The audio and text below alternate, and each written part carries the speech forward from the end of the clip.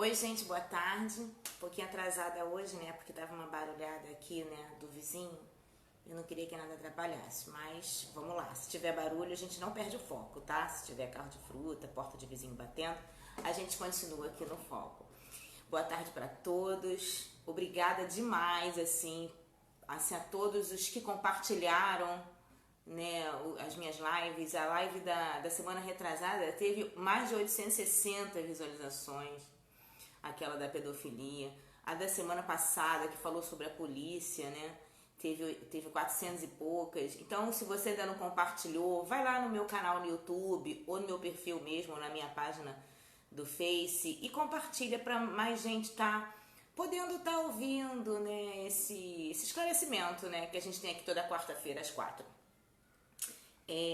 O conto de hoje, ele nos faz refletir sobre a importância do diálogo na educação. O diálogo, ele pode evitar muitas coisas ruins.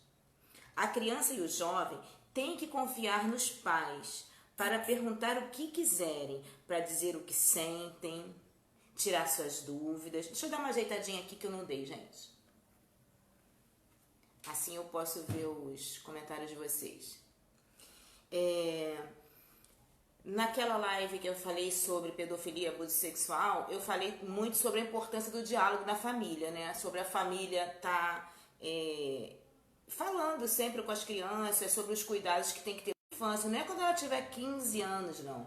Né? Porque muitas criancinhas pequenas sofrem abuso sexual. Então, desde bem pequenininha, a família tem que ensinar, né? A criança, aqui não pode mexer, aqui é íntimo, só você que mexe.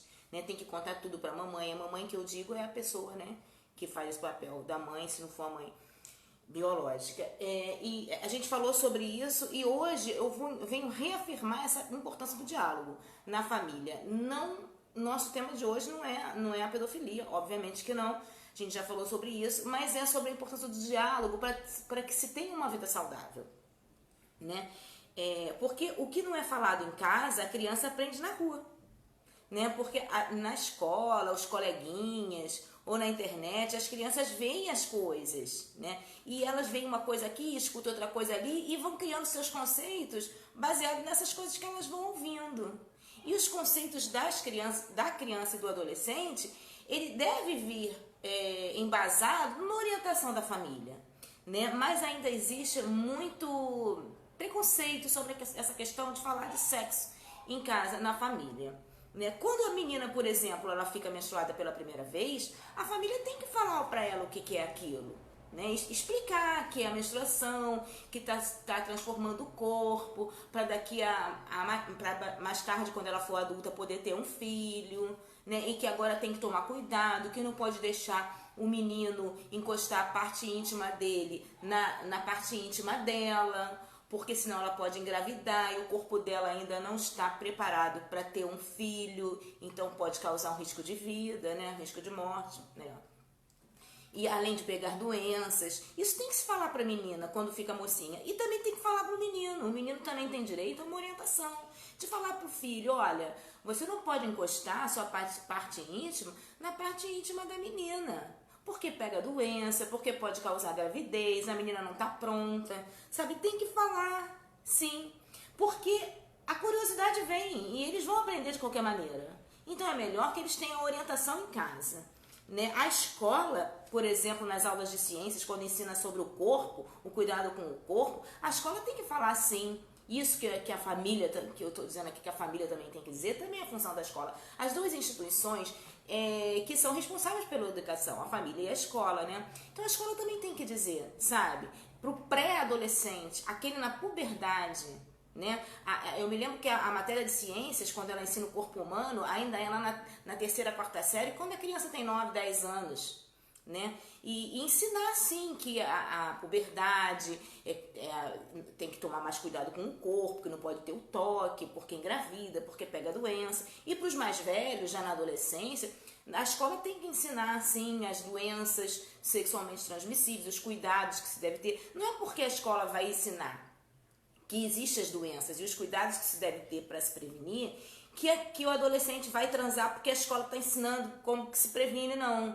Porque o adolescente, ele vai ter a relação quando ele quiser. Ele ouvindo, tendo uma boa orientação ou não, ele vai ter a primeira relação dele a hora que ele quiser. Não é porque ele aprendeu como que se faz um sexo seguro, com segurança, que ele vai ter vontade, que você vai estar incentivando. Isso não existe, né? A gente vê tanta coisa acontecendo que se tivesse diálogo, muita coisa podia ser prevenida, né? Evitada. Quanto mais for proibido esse assunto, mais curiosidade vai se aguçar nas crianças e adolescentes. Então, é preciso falar. Hoje, o conto é no livro, tá? No meu livro Convite. Ele não é um conto novo, mas acho bastante pertinente porque é um assunto, não vou adiantar, porque senão vai estragar a surpresa, mas é um assunto que a gente esquece, sabe? Porque a gente não tem ninguém assim na nossa família, muitas vezes, ou muito próximo que passe por isso, a gente acaba não pensando, mas é uma coisa que atinge muita gente no nosso país e no mundo. Vamos ao conto. O conto se chama A Perda. Tayane não era muito inteligente, mas era muito estudiosa.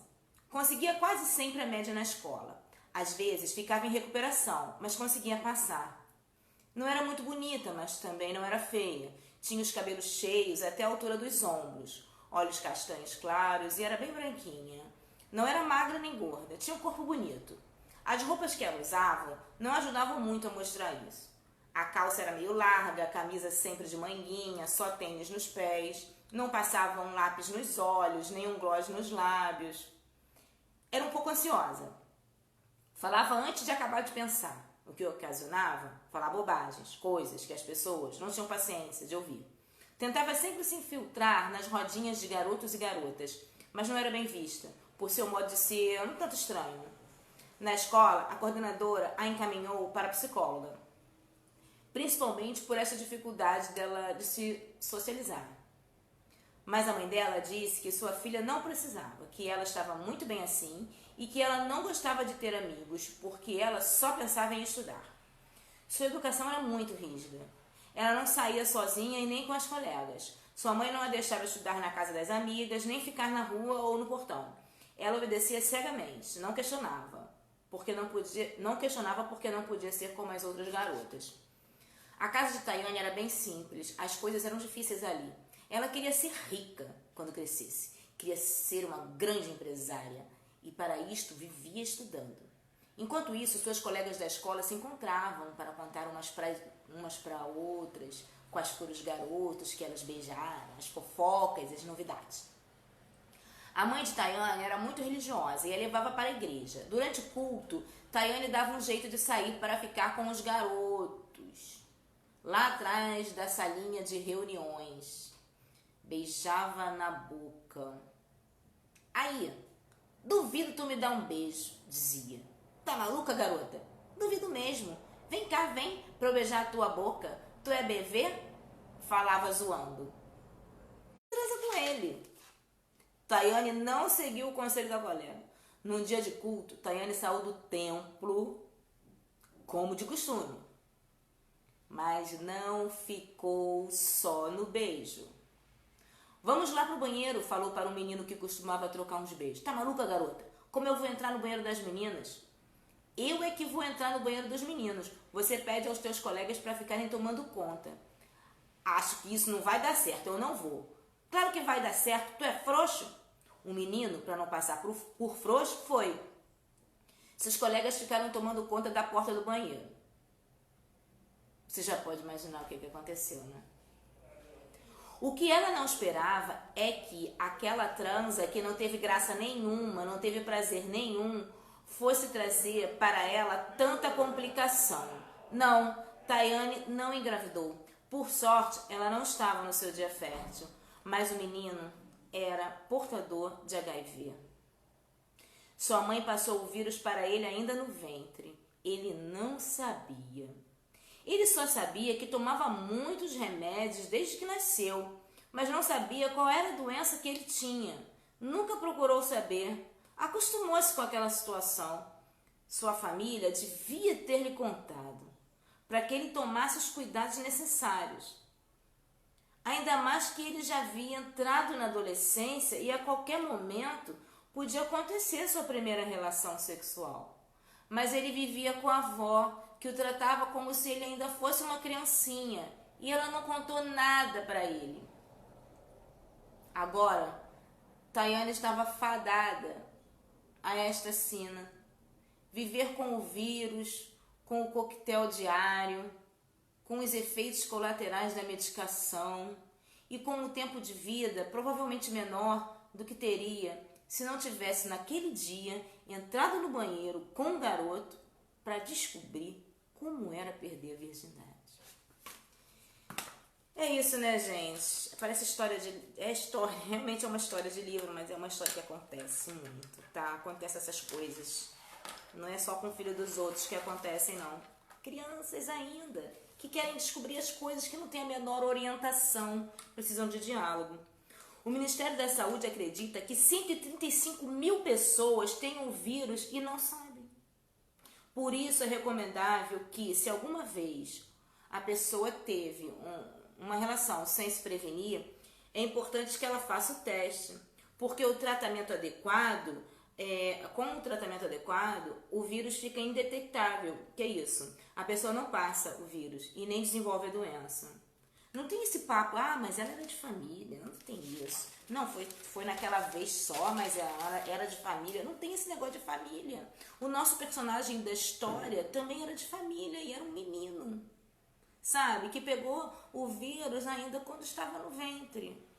Então, é preciso tomar cuidado. O governo custeia desde 1996 o coquetel contra a AIDS. E o atual governo pretende acabar com esse tratamento no SUS. Precisamos lutar contra isso. Temos 630 mil portadores de HIV do país. Precisamos erradicar essa doença nas novas gerações, com um diálogo que possa levar orientação para a importância da prevenção. Essa é a minha dica de hoje, gente. Um beijo grande para todo mundo. Até o próximo encontro.